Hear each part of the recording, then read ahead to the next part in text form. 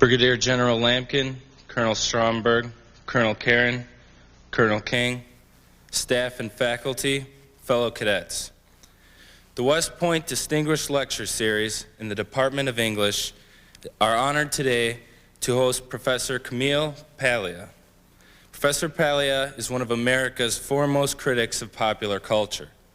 Her bold writing style, combined with a daring willingness to take controversial stands, has made her a leading spokesperson on feminism, gay rights, affirmative action, and many other social issues. She is the author of 3 books, Sexual Persona, Sex, Art, and American Culture, and Vamps and Tramps. Professor Paglia received her Bachelor of Arts degree from the State University of New York at Binghamton and her PhD from Yale. She is currently Professor of Humanities at the University of the Arts in Philadelphia. Her topic today will be militant women and military men. Please welcome Professor Camille Paglia.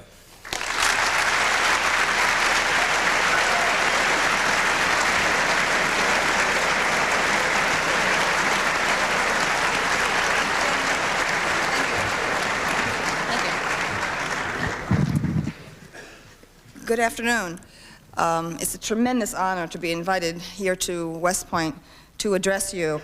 I'm often asked if I weren't a writer and a professor, what vocation would I have entered, and it definitely is that of soldier. I've been so proud to have attended West Point. At any rate, I'm here as one of the more dissident members of the feminist movement. I'm one of the leaders of the reform wing in feminism, which includes many others, Christina Hoff Sommers and so on. But I come before you at a particular moment when the image of the military in the media is rather under a shadow. There are all kinds of controversies, of course, that you're well aware of involving sexual issues. But I feel, as a member of the 1960s generation, a kind of resentment of the way the media treats these matters, with always an undertone of anti-military bias. There was, of course, the convulsion of the Vietnamese War when I was in college in the 1960s, and there's a residue of that which still is continuing in the 1990s. My premises are quite different, coming from the military experiences of my own family. I think I'm just about the only leading humanities academic born after World War II who is willing to say publicly that she is pro-military. There is just a kind of chic, knee-jerk, anti-military sentiment everywhere in the Ivy League, all of the best schools, that I think is very pernicious and poisonous. Part of the reason for this is that we are in a relatively peacetime era as far as the United States goes. Naturally, the world's a kind of tinderbox, constantly ready to go off. There are so many areas of the world which are seething and where the military forces of the United States are used in peacekeeping missions and so on. But I am very aware, and everyone should be aware, it seems to me, in academia, that the 20th century has been a century in which there have been very serious threats to world peace. It was America alone that's responsible, as far as I'm concerned, for the defeat of the potential evil empire that would have been a world empire of Hitler and of the Nazis. Fascism is always ready to leap out anywhere. That is the lesson of history. We must have a military which is ready and which is in a state of high morale. I can consider it part of my mission as an academic to try to improve the image of the military among humanists, because I have been inspired by military images my entire life. I think that, again, I'm probably unique among the leading feminists in this way. The Gloria Steinem school of the feminist establishment tends to have a kind of anti-male rhetoric, just part of its basic equipment. The masculine, as far as Gloria Steinem and now Patricia Ireland and so on are concerned, the masculine is a disease, it is a neurosis, it's the source of all the evils of human history, is automatically oppressive and destructive of women's rights and so on. I don't follow this. I have tried in my writing, and particularly in my last book, Vamps and Tramps, to say that there is a kind of Amazonism that is possible, kinds of progressive feminism that is directly inspired by the great military men of the past. I know that these were the images that suffused my imagination as a small child. We were just an Italian immigrant family, but wherever there was a military image, whether it was in church, in the Stations of the Cross with the Roman soldiers, or whether it was in a book with showing the leading characters of operas, where you'd have the great knights of the Middle Ages, Tannhäuser, and so on and so forth. All I know is that I constructed my identity as a small child in the very domestic and repressive 1950s by dwelling on the great images of military men of the past. I've written about the fact that at one of my high holy days, which is Halloween, I chose as a tiny child to always these strange costumes, which really stood out, I can assure you, in the 1950s, of Roman soldier when I was like 5 or 6, of Napoleon, a very elaborate costume stitched by my patient parents, who would have preferred that I be Heidi or something more acceptable. I have felt that my heritage as an Italian is so heavy with the achievements of the Roman past. The Roman soldiers were not just great fighters; they were great engineers. There is this long tradition of military engineering in the Italian past. It seems to me the great earthworks and the encampments and the military roads that were built and so on. Even my name Camille is coming from the region that my mother was born in, which is not far from Anzio Beachhead and 20 miles north of Monte Cassino. These are two notable areas of hostilities in World War II. The region my mother came from was the old tribal stronghold of the Volscian warriors, the Volsci, who were the fiercest of Rome's enemies when Rome expanded outward from merely being a tribe in central Italy to dominating the whole of the Italian peninsula. We were the last, to give in to Rome.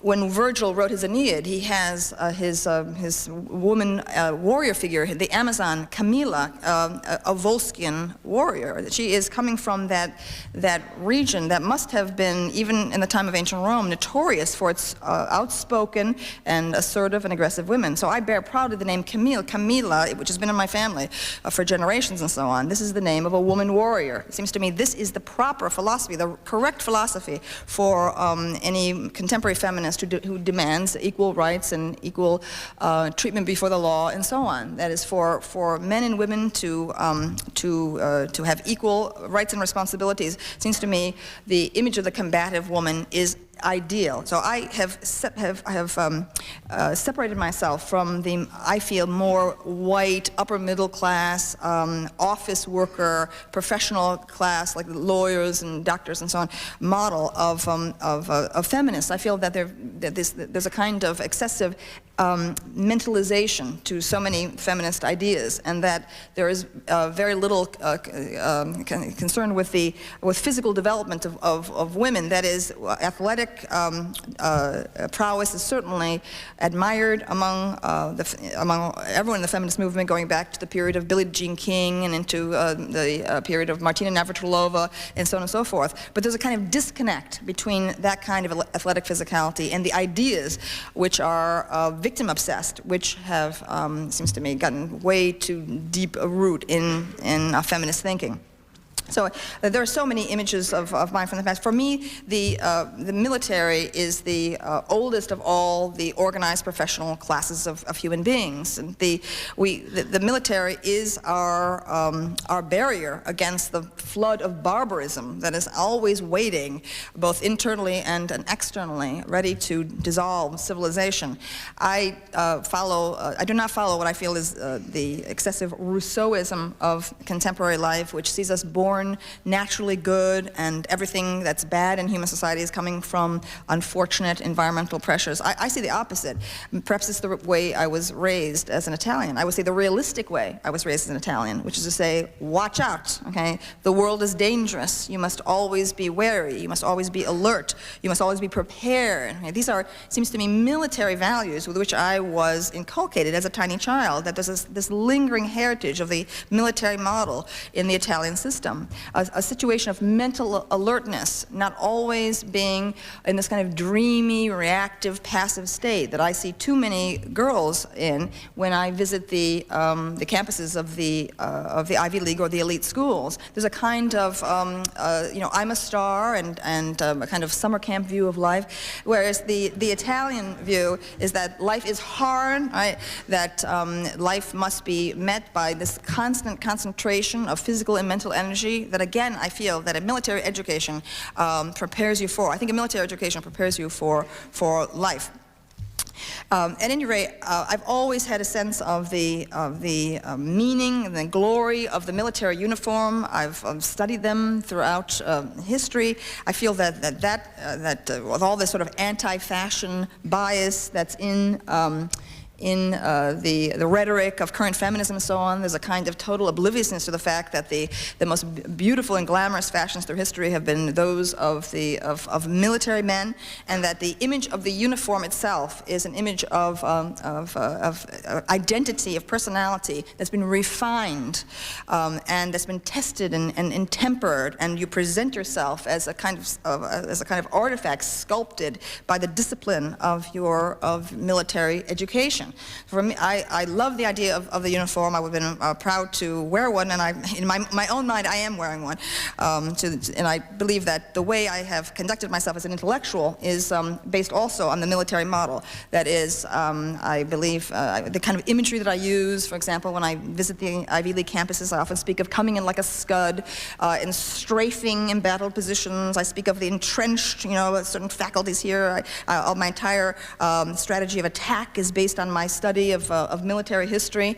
I talk of, you know, undermining and of you know, of soaking with, you know, with continual artillery fire and so on. People find me very strange because, again, my way of thinking is not at all that of my contemporaries for whom the basic paradigm of military thinking is that of the Vietnamese War. But my uncles, for example, served in World War II. My father served in World War II. Another one of my uncles was in the National Guard when I was a tiny child, and I remember a great trunk on my grandmother's porch of all of these. Some of these were helmets actually worn by my relatives. Others were booty taken from the field of battle. There was a Nazi officer's cap, all kinds of things. All right. So for me, there's a great respect for the tradition of military honor. Now, I would like to, as a feminist, to transfer the idea of honor to the sexual realm. I think that there's a lot of confusion in regard to dating and sexual harassment issues today because of an excess of this, again, white, upper middle class model of behavior that's based on the office workplace, whereas I have constantly said that for me, the most intelligent model for the way a girl should approach a social relationship these days, or a dating encounter, is that of this street smart kind of activism, that is, to view a date as potentially a dangerous encounter, where you must constantly be aware and not allow yourself to get into a situation that is outside of your control. I think that we can, wherever we have anyone who is behaving in a dishonorable fashion, obviously in the military, that person has to be condemned. But these cases surely are exceptions. They surely are exceptions to the way most women are being treated in most of the branches of the military today. But of course, the media is, as always, consumed with the negative. I think that we need much more training of both young women and young men at the high school level before they ever reach colleges and in the military academy and so on. I think that every young woman in America has to be prepared to encounter adulthood, to be independent, to be ready to fend for herself, and no longer to depend on the daddy figures, the paternalistic, authoritarian figures of the past who acted in loco parentis, in place of the parents. This was a situation when I arrived in college in 1964, when we women were kept in all-girl dorms under lock and key and had to sign in at 11 o'clock at night, whereas the boys had the run of the campus and had no curfew of any kind, which is why there was an institution at that time called the Panty Raid, where the boys would appear in a mob outside the windows of the girls' dormitory and call out silk, and demand people to throw down items of underwear. The women would throw buckets of water and all kinds of things at them, fruit from dinner, etc. But it was my generation of women that rebelled against this and said that we're being treated like prisoners, like children. The colleges said, but the world is a dangerous place. You must be protected from rape. We said, literally my year, the year that I entered college in 1964, we said we will not be treated in this way anymore. We demand the same freedoms as men, the same rights as men. Give us the freedom, we said, to risk rape. That is the point. What I don't like in so much of contemporary feminism today is on the campuses of the elite schools, you have the substitution of an ad hoc grievance committee, a kind of kangaroo court for what should be the legitimate legal authorities to which any woman should go if she believes she is the victim of rape. So we have a situation where several generations now of young women seem to want the authority figures to come back in to govern their sex lives and to protect them against men. This is not the attitude of a warrior. A warrior takes full responsibility for his or her conduct and behaves with honor. Both men and women must behave with honor. It's not just the man who dishonors himself by using coercion or his physical force to rape a woman or to sexual harass her. It's also a woman who behaves dishonorably if she gets herself in a situation where she's drunk too much and ends up doing things she's embarrassed about the next day or a month later.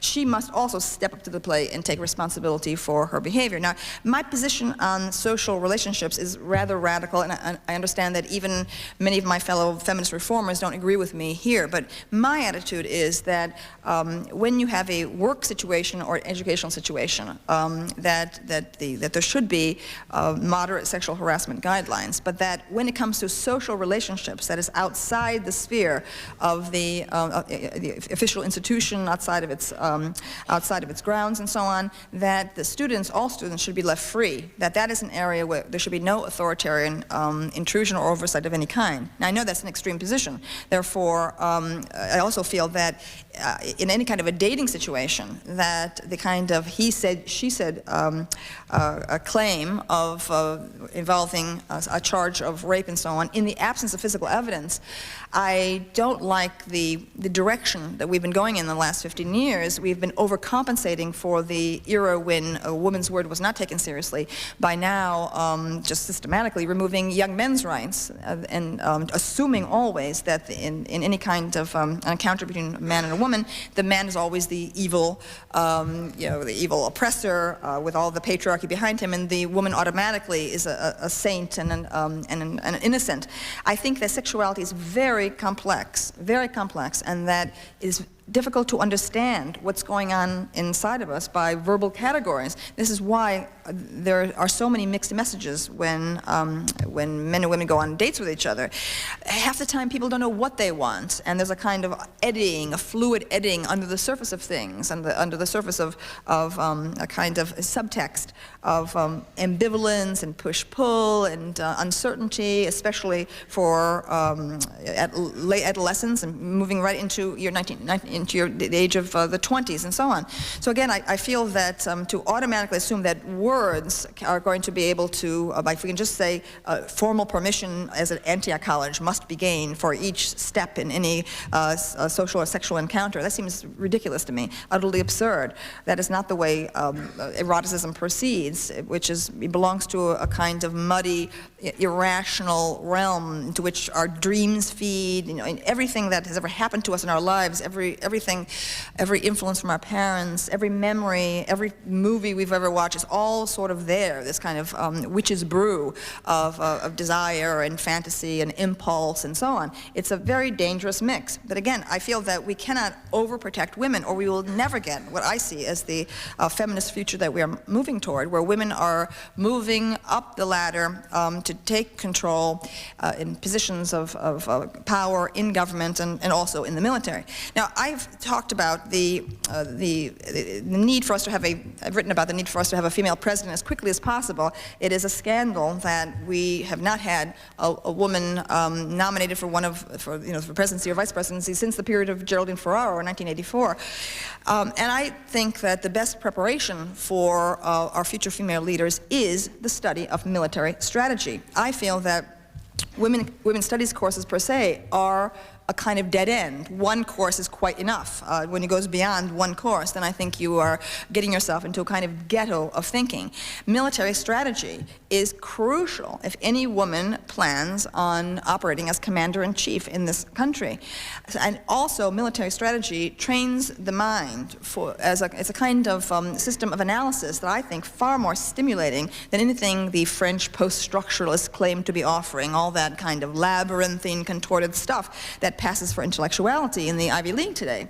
Now, I see there a direct parallel and a confluence between the history of military strategy and my favorite sport of football. I've often spoken of how much I have learned as an individual from the offensive and defensive strategies of football. It's the way I think about the world. I would say that in most of the elite campuses, football is similarly under a shadow, and I think for the same reasons that I have talked about already, that I think there is a kind of a militaristic quality to football. It's coming directly out of the whole history of warfare that I think makes many intellectuals uncomfortable with it. They tend to prefer the more linear game of baseball, the more cerebral, to me, white Anglo-Saxon Protestant game of baseball. I describe football as Greco-Roman, okay, as Homeric even in its movements and its ideas.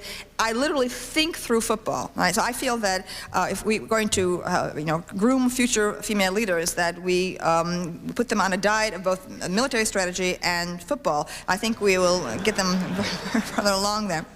Now, I feel that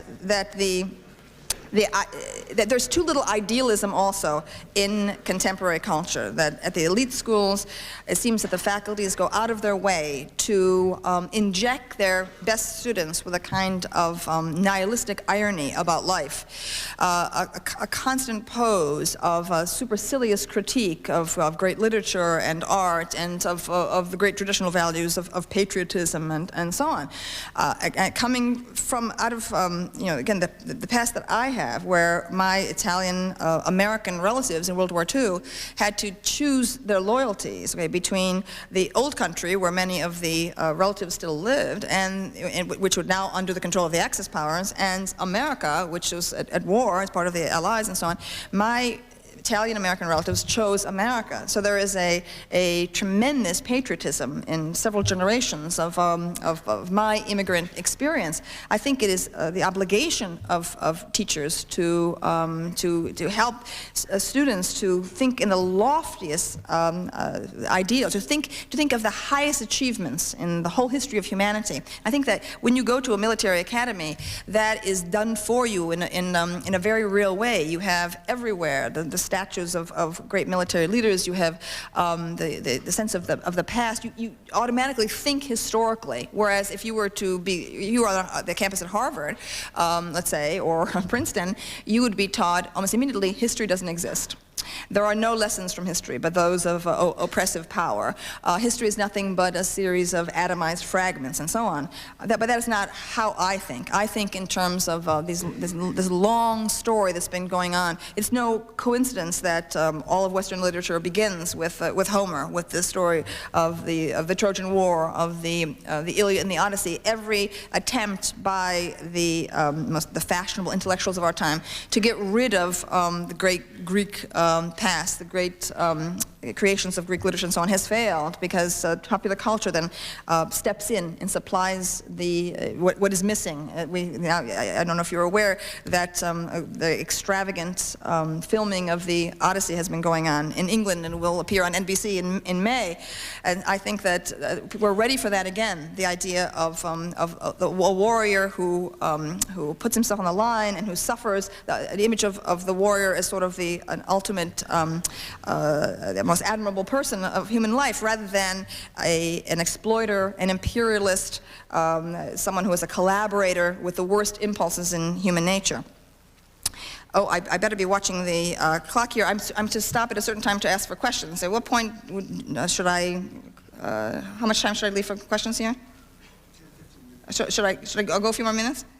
Okay, all right, okay. I believe that every great culture in the world, you're talking about the Japanese culture, samurai culture, and so on, has this wonderful ideal in the soldier of mental and physical cultivation, reaching a level of perfection. I think that is the highest ideal of the military academies, and I wish that it were more present in the culture at large, and that the military would put its finest voices forward and not just be in the kind of, again, reactive defensive position it has been recently in dealing with these controversial cases involving sexual harassment. If these things are true, obviously the charges against the various drill instructors and so on, obviously that cannot be tolerated. It is an offense against professionalism. I feel that professionalism is, just as an ideal, was first developed by the military in ancient times and then was adopted by the church militant, the Catholic Church, in the period of not only the missionary period early in the history of Christianity, but at the height of the Middle Ages, the whole tradition of monasticism that I definitely feel as part of my heritage, again, as an Italian American. But what we don't want is, I think that there's some talk in recent weeks that there are certain army bases where discipline is lax, others where discipline is stricter, and so on. It reminds me so much of a period in the history of the Catholic Church where a favorite patron saint of mine, St. Teresa of Avila, put herself forward as a reformer of what were then the over-relaxed standards of the Carmelite convents in Spain. There's always that kind of an oscillation in the history of institutions, military as well as religious or political situations where you move in one direction toward excessive discipline, which then has to be moderated toward a more humane center position. Then it goes to the opposite, becomes too relaxed, and so we're always moving back and forth. In my own work, I've talked about that actually as a kind of dialectic between the forces of Apollo and Dionysus. Apollo tends toward order, which leads to fascism. Dionysus tends to liberation, which can lead to anarchy. And so we need to go back and forth with this kind of flexibility. We are certainly moving into a century when there are going to be great opportunities for women who not only in the military hierarchy but in the political hierarchy, and any kind of discouraging obstacle that young women feel right now in the military, they must simply persevere. They must move onward, because now it's only really 20 years that women have been present here at West Point as part of the military academy. That is still very early for women to reach high positions in at the very top of the military network. I feel that we're slowly moving forward. I think it would be helped along greatly if at the level of primary school and high school and so on, that as speedily as possible, that athletic teams be sexually integrated. Again, always assuming meritocracy as the standard, with no special protections or special grants to women to gain entry to a team.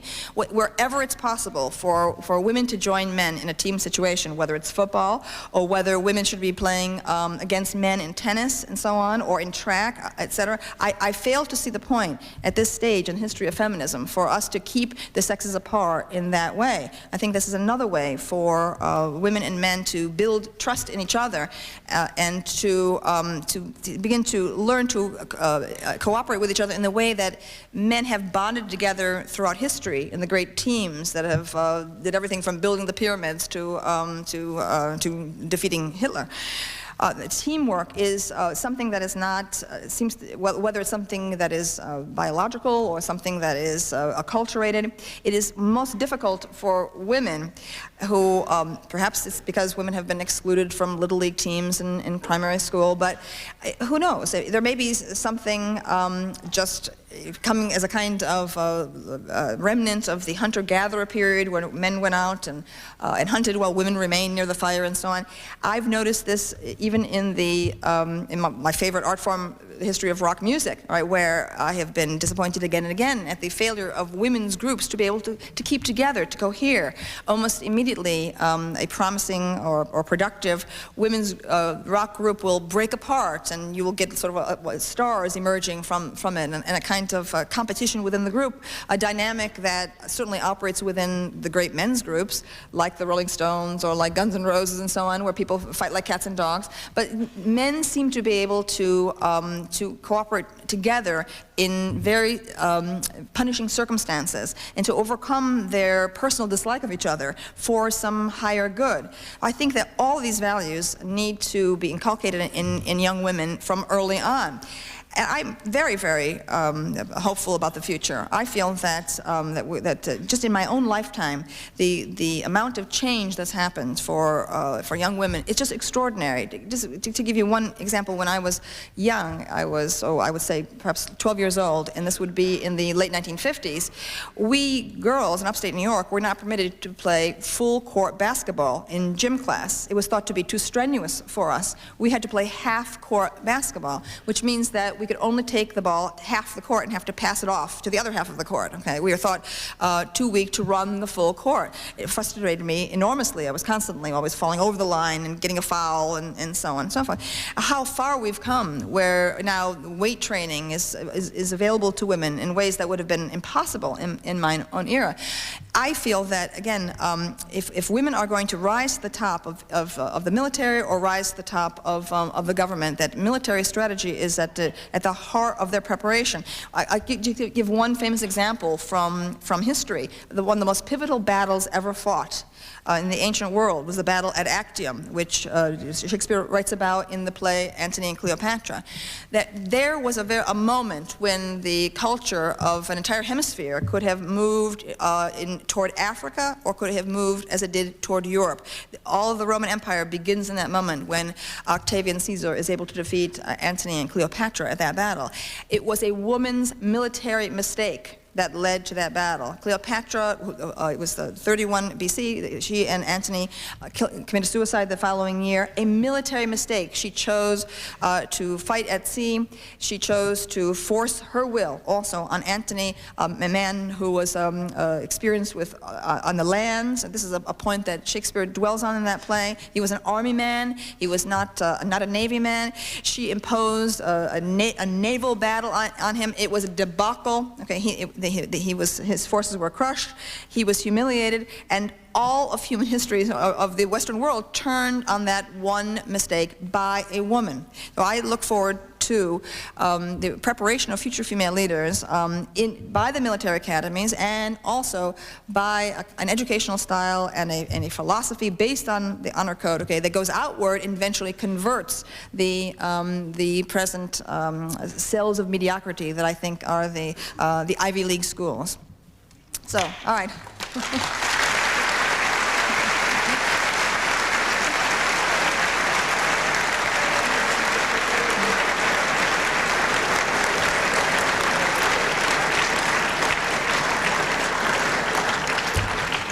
Now I think we'll have some questions. You'll select the questioners then.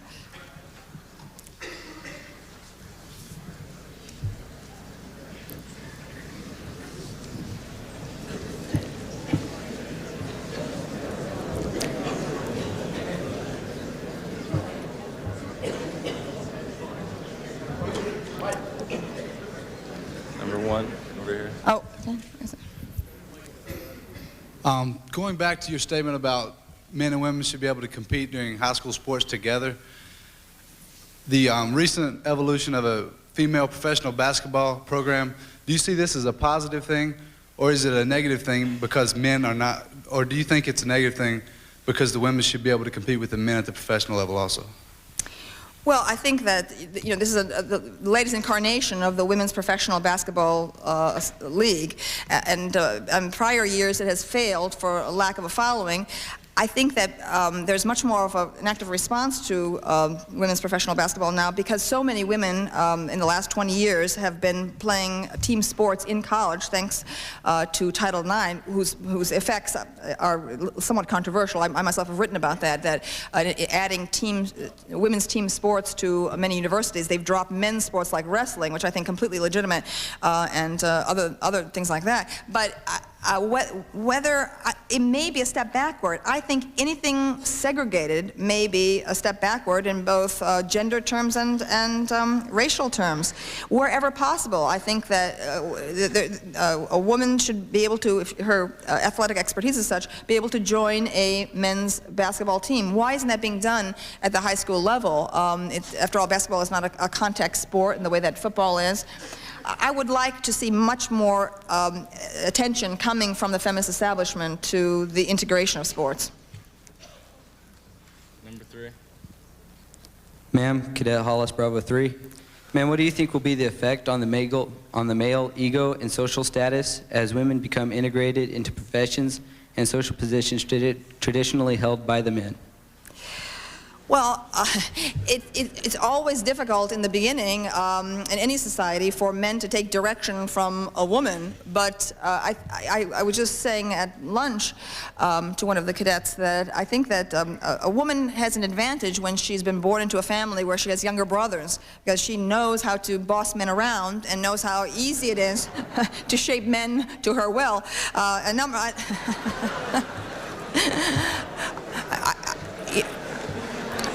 There's too much rhetoric on the part of the feminist establishment about the powerlessness of women and the power of men, but in my experience, actually, I think that a woman who is very forthright, who doesn't play games, who's not manipulative, okay, is accepted as a man among men, all right? The kind of woman who intrudes her sexuality unnecessarily into any kind of professional encounter, I think disorders it potentially.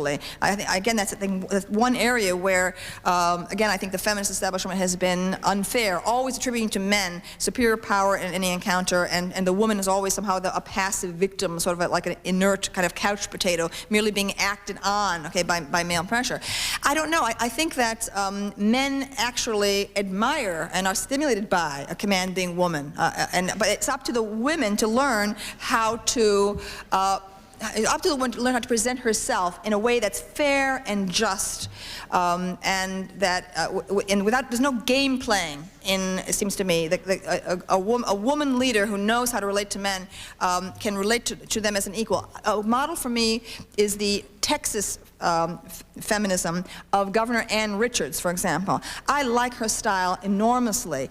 Even though she's all dolled up and she has a fancy kind of chignon coiffure and so on, she has this kind of pioneer attitude. I can feel the old West still in her manner toward men. And you can see men kind of like her. She knows how she can talk like a man. She can speak in slang like a man. I think that kind of woman does not infringe on the male ego at all. I think men like that kind of woman.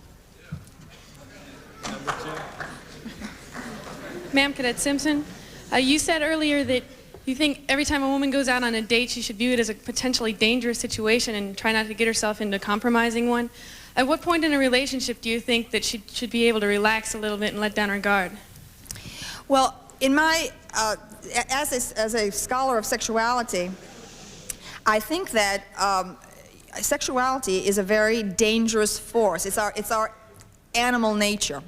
It's not ultimately totally controllable, and that even in very nice people, you can get explosions of irrational rage. And indeed, you have to, any study of psychopathology or of criminology shows that sometimes very dangerous mass murderers have been very charming men. And I would use the two examples of recent decades of Ted Bundy and of Jeffrey Dahmer, who were very well-spoken individuals and who are the most vicious rape murderers and mutilators of the human body.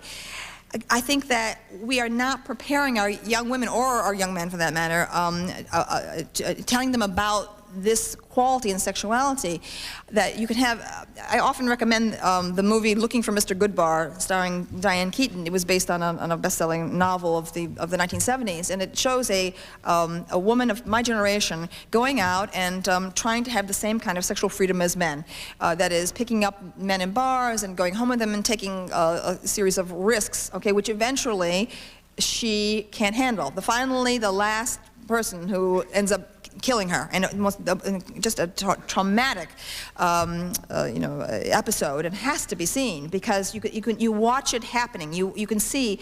We, as the viewers, are seeing the signals that she's missing. She's pushing buttons on a person who is a psychopath, and he turns on her and with his superior strength kills her. I feel that there's always that danger in any kind of encounter with a stranger on the street or in a dormitory or at a dance or anywhere else. So again, I feel that that there's a kind of sentimental picture of sexuality that has been coming out of the Rousseau of contemporary liberalism. I call myself a libertarian, not a liberal. I believe that the human aggressive urge is extremely pronounced, and that we cannot always control it. Even if we could re-educate 99% of all young men in any given society at any given time, and that is an enormous task to do when young men are coming out of broken homes, coming out of every kind of possibly abusive backgrounds, and could have a screw loose, okay, as well. Even if 99% of young men could be re-educated, a woman has to remain vigilant still against that remaining 1%. You might as well prepare for the 1% as prepare for 75%. So I think again to dream that we can control sexual encounters through words or through shaming men in advance, okay, when you're playing a game of roulette every time you put yourself under the control of any other person. Now also my views are influenced by knowing many gay men and knowing the kinds of dangers gay men have regularly run for thousands of years in picking up strangers, which is an important part of male homosexuality in the way it is not among lesbians and so on. And I see the kinds of disasters that have happened to gay men. But I don't see in them demanding the kinds of hand-holding of mommy and daddy, by the grievance committees and by the government and so on, that I find among women. I find that there is a kind of reactionary impulse in many contemporary young women to want to return to the period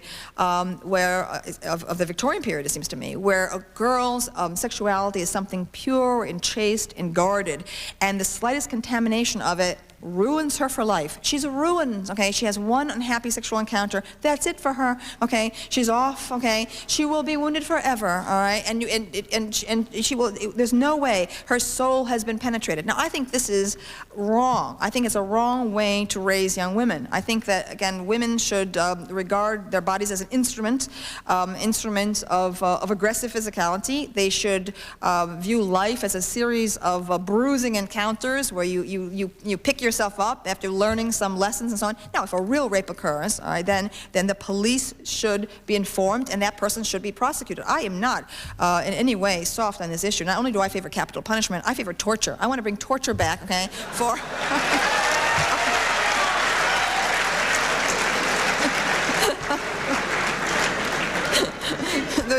All right, we'll bring... All right. And so, in the very first sentence of my most notorious writing on rape was, rape is an outrage that cannot be tolerated in any civilized society. So I am not soft on an issue. What I do object to, though, is the redefining of rape to apply to any sort of depressing or unhappy sexual adventure that a young girl might be having these days. This is certainly not the attitude of my 60s generation. It seems to me we were far freer and far bolder in our experiments. Last question, number 3. Good afternoon, Ms. Paglia. You call yourself a feminist, Wait, where is? Oh, yet you've ceaselessly criticized in many of your speeches and written works the mainstream feminist movement as we know it, and its leaders like Gloria Steinem. My question is, how do you justify your break with modern feminism, given their great strides towards equality in recent years? Well, my credentials as a feminist, despite the claims of certain Johnny-come-latelys like Susan Faludi and others, are well established. I would suggest that anyone who wanted to research it would just look in Newsweek magazine, July 1963, in the letters to the editor column. I was then in high school, and I wrote in, this is before the feminist movement had even reawakened, and I wrote in at the time that Valentina Tereshkova became the first woman in space. And it was a letter of protest from me that the Soviet Union had launched the first woman into space and that we had not. And I noted that this was on the, whatever it was, 35th anniversary, something like that, of the great achievement crossing the Atlantic of my heroine, Amelia Earhart, one of the great women of the 1920s and 30s who were produced by the passage of suffrage and the adoption of universal suffrage in 1920. And so right there in that letter, I call for equal opportunity for American women, and I protest the fact that we have not won it yet. 1963. Okay, now Betty Friedan published her book, The Feminine Mystique, in 1963. I had not seen that book. I'm not sure it was out yet. And then 3 years later, she founded NOW, the National Organization for Women. I am one of the feminists of this generation, right? And I wanted to join the feminist movement, but was constantly being rebuffed by the actual, initial coteries of it in the late 1960s and early 1970s, because of my endorsement of rock and roll, okay, which was declared sexist, because of my endorsement of art and of the great masters in the history of art, Michelangelo and the canon, all of the dead white European males that were now going to be thrown in the garbage heap of history, and so on and so forth. I have fought, okay, with the winners of the feminist sweepstakes at every point for over 20 years. I belong to an entire wing, actually, of women who lost the initial argument. We are the pro-sex wing. We embrace the Playboy and Penthouse magazines. We don't regard them as the enemies of mankind, the way Gloria Steinem and her group did. And finally, we have emerged, staggered into the spotlight in the 1990s, and we look like, to some of these, these sort of very insular women in the women's studies programs and so on, we look like we are a backlash to feminist gains, but we're not. We are simply the repressed voices in feminism who could not get heard in Ms. Magazine when it finally was that. There was a wonderful idea, which Gloria Steinem had, to have the first glossy-paged mass-market magazine devoted to women's issues and so on, but we couldn't get published in it. We, on the pro-sex side, who I believe were the authentic 1960s women who were kind of ballsy, feisty chicks, we might call my generation, were the Amazons of the late 1960s, who are very physical, who don't go around and gripe about men in a room, get a coven together of women to gripe about men. We go and we punch men. My history is one of punching men, kicking men. I am physical with men. I tell men directly what's wrong with them. Okay, I don't go and complain about them from some safe place in a women's meeting. Okay, all right. So my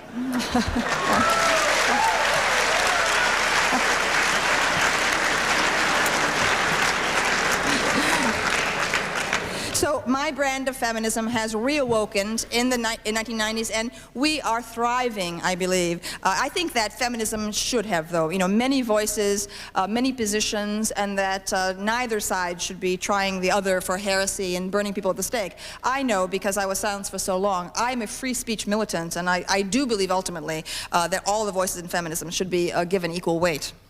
So, okay, thank you. Thank you.